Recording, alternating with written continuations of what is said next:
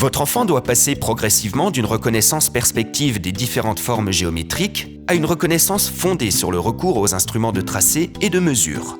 Cette compétence lui permettra de devenir plus précis et lui sera nécessaire pour pouvoir s'assurer que le bureau qu'il souhaite acheter rentre dans sa chambre. Si votre enfant ne connaît pas les formes géométriques et leurs caractéristiques, il ne pourra pas vérifier leur nature ou leur tracé. Il est en effet difficile de tracer un triangle rectangle ou un cube quand on ne sait pas ce que c'est. Si c'est le cas, reportez-vous au conseil traitant de cette difficulté dans la rubrique Géométrie. Si votre enfant ne sait pas comment utiliser les instruments de tracé et de mesure, là encore, il ne sera pas capable de vérifier leur nature ou de les tracer. Dans ce cas-là, nous vous invitons à vous reporter au conseil traitant de cette difficulté dans la rubrique Géométrie. Enfin, votre enfant peut aussi rencontrer des problèmes de mesure.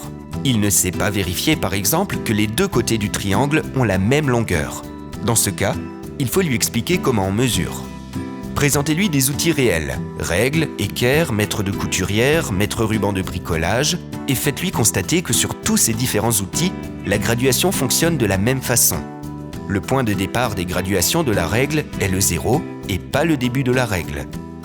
Pour le compas, expliquez-lui que c'est sur le 0 que doit être placée la pointe sèche et sur le nombre de centimètres qu'il faut placer la pointe qui écrit. Précisez-lui que l'ouverture du compas correspond à la longueur du segment. N'oubliez pas, c'est par un entraînement régulier que votre enfant gagnera en aisance dans le tracé des formes géométriques.